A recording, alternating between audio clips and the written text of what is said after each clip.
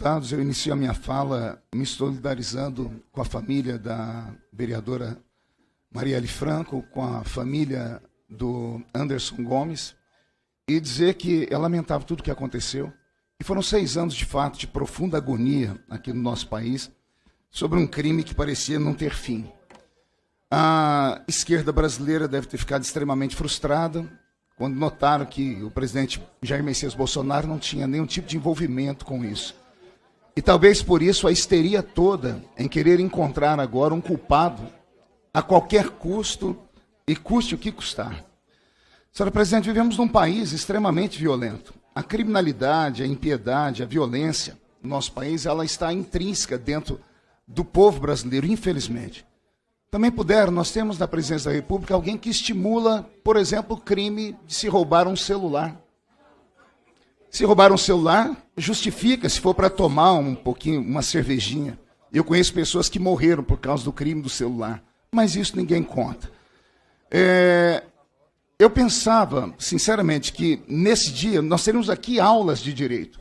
Eu estou no meu 4º mandato, Chico, e eu vi aqui nessa comissão, inclusive Vossa Excelência, que uma cabeça pensante intelectual, que eu respeito muito, sabe disso, eu esperava aqui um debate mais alto de todos os deputados, juristas aqui. Eu vim para ter uma aula, mas de repente eu descubro que eu não estou na CCJ, parece que eu estou no Conselho de Ética. Porque o que está sendo discutido aqui, por 90% das falas, é apenas o mérito da questão. E não é o mérito que nós estamos julgando aqui. Aqui é a constitucionalidade. A CCJ é para isso, para se discutir e debater a constitucionalidade ou não daquilo que para em nossas mãos. E a questão é constitucional ou não o que aconteceu? Nós temos 3 perguntas que precisam ser respondidas. Primeiro, pode um deputado federal ser preso preventivamente? Essa é a pergunta que tem que ser respondida aqui. Um deputado federal pode ser preso preventivamente? O artigo 53, parágrafo 2º da Constituição, diz que não, diz que somente em flagrante. Ou, se for flagrante delito de um crime inafiançável. A segunda pergunta, obstrução de justiça é crime inafiançável? Porque eu já vi muitas pessoas que praticaram a mesma coisa e pagaram a fiança e saíram. Então, o que nós estamos vendo aqui é o devido processo legal, mais uma vez, sendo colocado em jogo. E a culpa não é desta casa. A culpa é do Supremo Tribunal Federal. O Supremo Tribunal Federal despertou na mente de todo brasileiro o medo. Nós não sabemos mais o que é constitucional e o que não é constitucional. Isso não começou hoje. Começou há anos atrás. Eu me lembro que o primeiro grande debate sobre os artigos da Constituição Federal foi sobre o casamento homoafetivo, por exemplo. Está escrito uma coisa e foi decidido outra.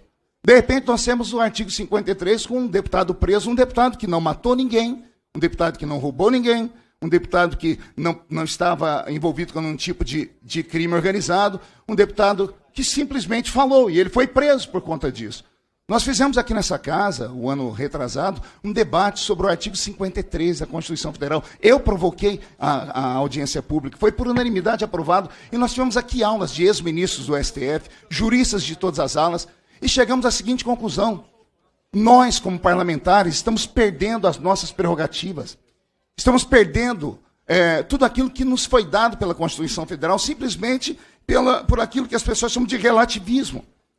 O direito, nós sabemos que o direito não é uma matéria absoluta. Se fosse absoluta, não precisaríamos ter números ímpares, por exemplo, no STF.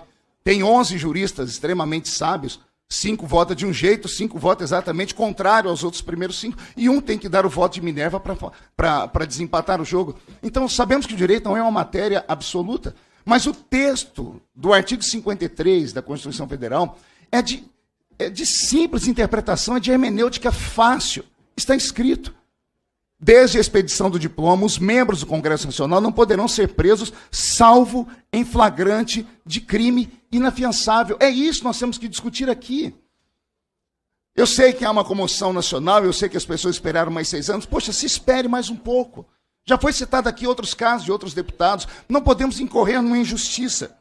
Martin Luther King, que também foi pastor e um grande ativista dos direitos humanos, disse assim: a injustiça num lugar qualquer é uma ameaça em todo lugar. Alguém diz assim: não, mas se ele sair da prisão, outros crimes, por exemplo, se o deputado Chiquinho Brazão for o mandante de um crime, e eu não quero aqui ser leviano porque eu não conheço, e eu não sou juiz para julgar, De dentro da prisão ele pode ou não pode mandar matar alguém? Nós não temos aí os líderes das facções criminosas que ordenam prisões, que ordenam que o tribunal do crime organizado mate pessoas, eles estando lá dentro. Então, as retóricas, as histórias e as narrativas aqui contadas, todas elas se baseiam simplesmente no mérito da questão. E esta comissão não pode se apequenar. Aqui não é a comissão de ética, que lá sim trata-se do mérito, aqui é a comissão de Constituição e Justiça.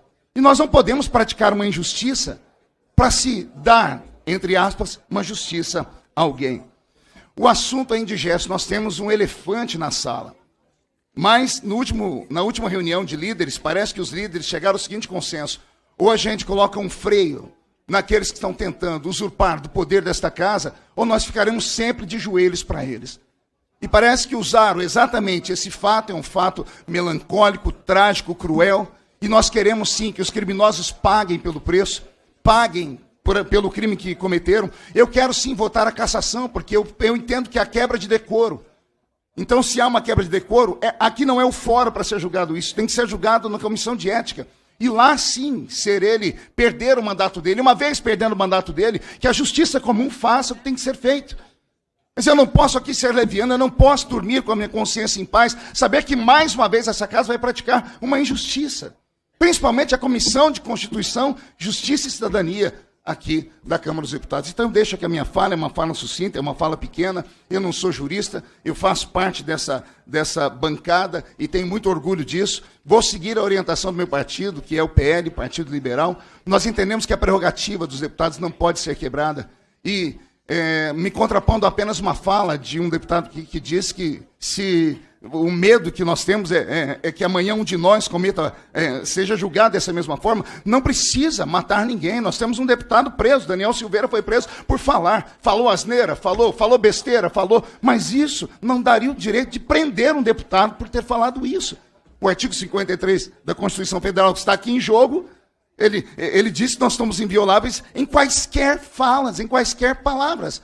Porque nós não falamos por nós mesmos, falamos pelo amontoado de votos que nos mandou para cá. Eu represento 210 mil votos. Eu não posso ser julgado pela minha fala, pelo meu pensamento, de forma comum, porque eu represento a fala de 200 mil pessoas.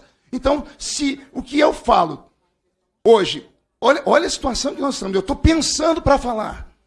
Um deputado federal, eleito, ungido pelo voto do povo, ter dificuldade de falar, porque nós estamos vivendo um limbo jurídico, onde o devido processo legal foi simplesmente arrancado. Nós temos uma pessoa que tem superpoderes no país hoje. A pessoa, ela indica quem é o criminoso, ela investiga o criminoso, ela decreta a prisão do criminoso, ela tira o que quiser.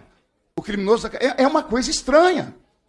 Há um limbo, o mundo está olhando para nós hoje. Essa questão do Elon Musk, eu começo a dar gargalhadas, eu digo assim, Deus é tremendo. Existem forças cósmicas que trabalham de fato. Olha só, o mundo inteiro hoje para olhar para o Brasil para saber o que está acontecendo aqui de fato e de verdade. Porque em uma democracia plena, eu penso que o direito de fala, o direito de pensamento, porque antes de qualquer direito, o direito de pensamento tem que valer. Nos Estados Unidos da América, por exemplo, o direito de fala ele é absoluto. Eu creio que deveria ser assim também em um país democrático como o nosso. E se a pessoa cometeu crime, seja julgado pelo crime. Mas impedir uma pessoa de falar, a pessoa ser presa por falar, que não é o caso aqui do Chiquinho Brazão, mas estou usando apenas como modelo, nós precisamos repensar a nossa democracia. Eu quero passar a palavra aqui, com todo respeito, ao deputado Danilo Forte, que me pediu uma parte. Vossa Excelência pode concluir o tempo que eu tenho. Obrigado.